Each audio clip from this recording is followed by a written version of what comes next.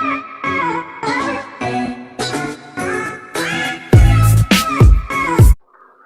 guys, welcome back to my channel. If you're new here, my name is Micah. I make mommy and lifestyle videos on Tuesdays, Fridays, and Saturdays.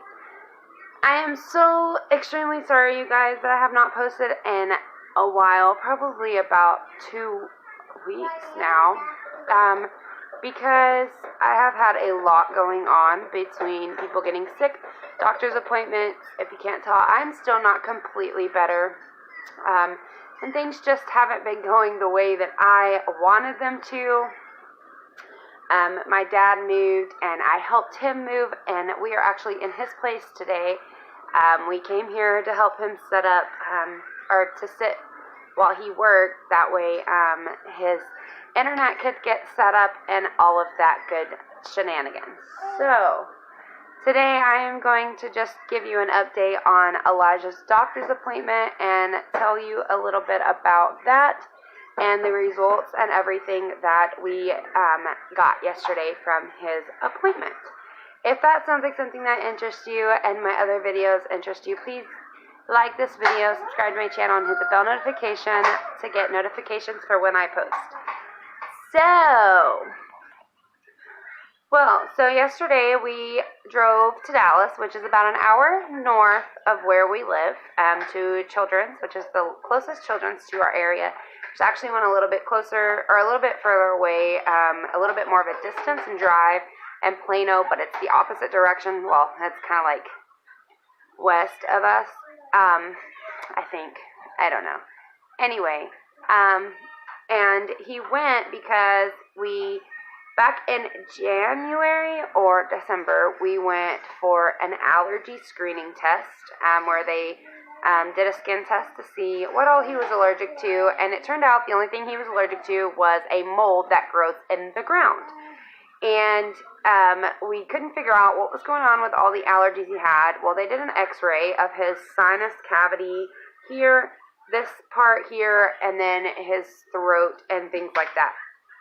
Come to find out, his tonsils and adenoids were a little bit enlarged, more enlarged than they would like to see.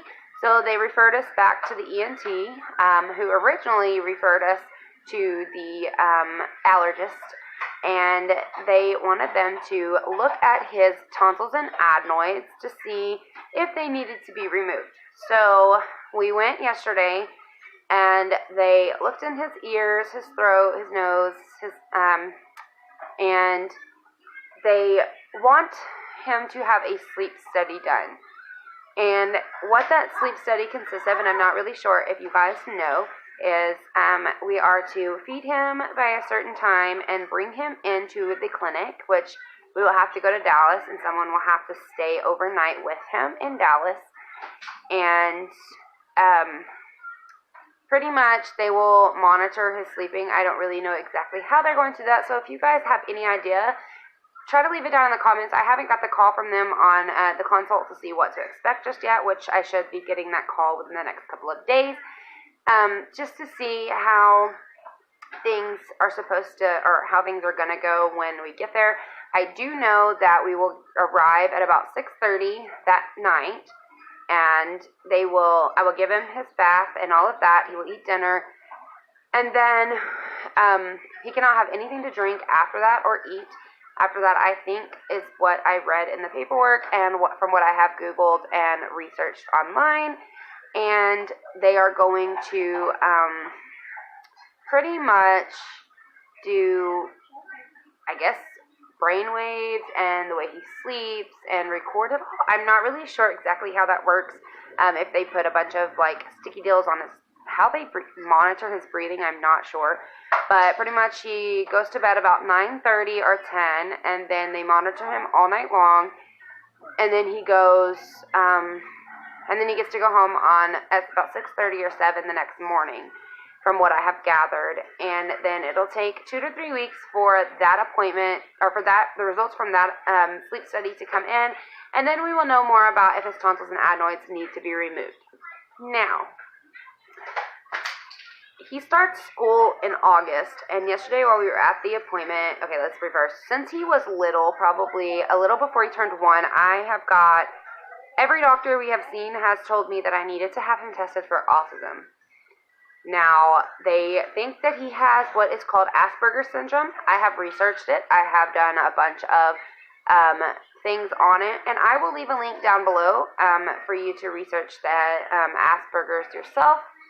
But I have had pediatrician after pediatrician after pediatrician tell me that he needs to be tested, along with a couple of close friends and relatives. Now, I have a brother who just turned 19, and he does have, he's about a medium function. He's not really low level. He can do things on his own. He can feed himself. He can walk. He can talk. He can do those things, but he has to have around the 24-hour round care. So he's not high level, but he's not low level. He's just kind of in between. And if you don't know what the spectrum of autism is, high level means it's not so bad. Most people can function with high level. They can live on their own. They can have a job. They can have a family. They can, I guess you can have a family in any rank, but pretty much they're just like you and me. They just have a different, they just have a different way of viewing things, I guess. I'm not really sure. Low level means you need 24-hour around-the-clock care. You cannot care for yourself. I know some autistic kids who are low level cannot feed themselves. They cannot bathe themselves. They cannot wipe themselves. They cannot do anything on their own, pretty much. But my brother, he has to be given his meds. He doesn't remember his meds, to take his meds or anything like that.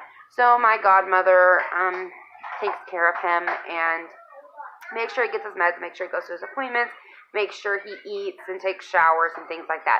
But he can do it all on his own. He just has to have somebody cook for him and remind him and give him his meds, because that is something he cannot do. So that is just a spectrum.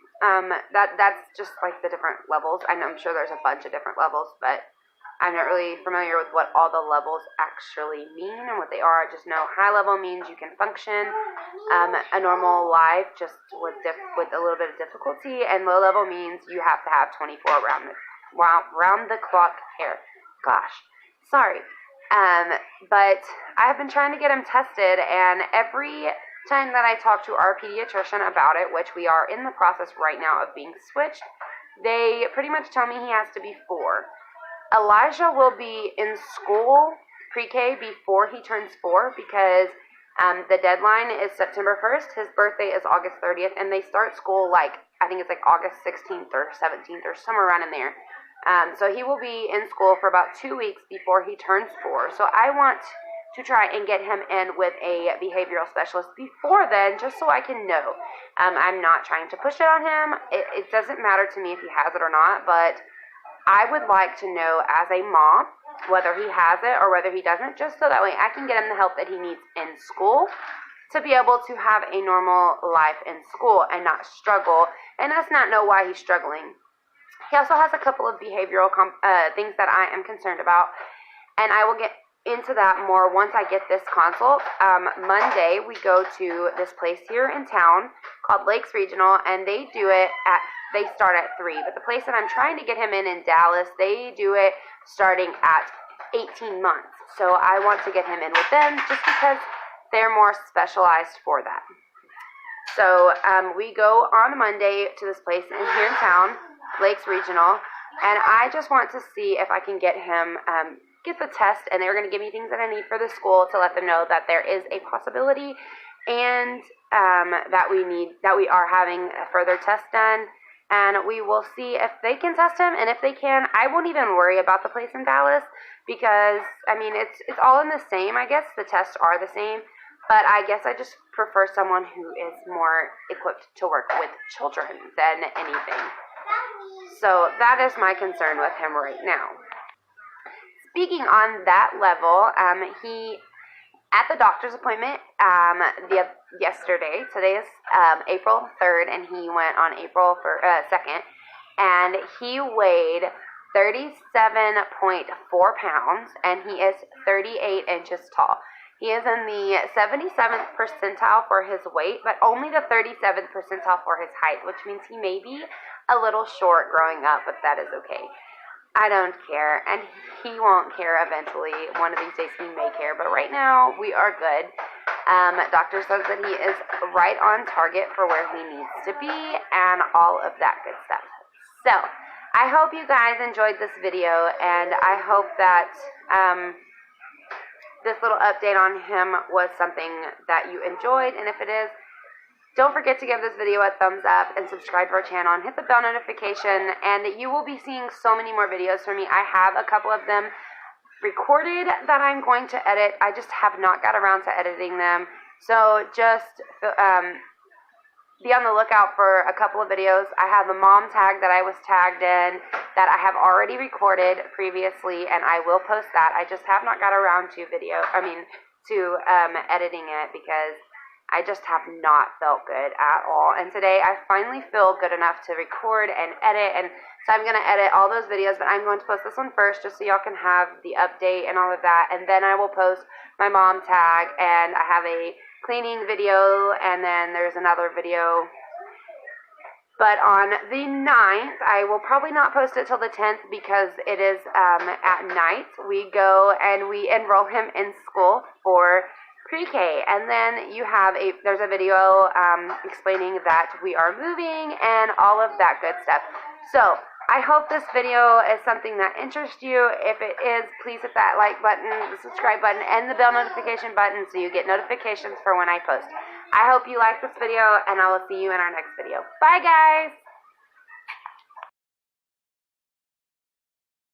guys!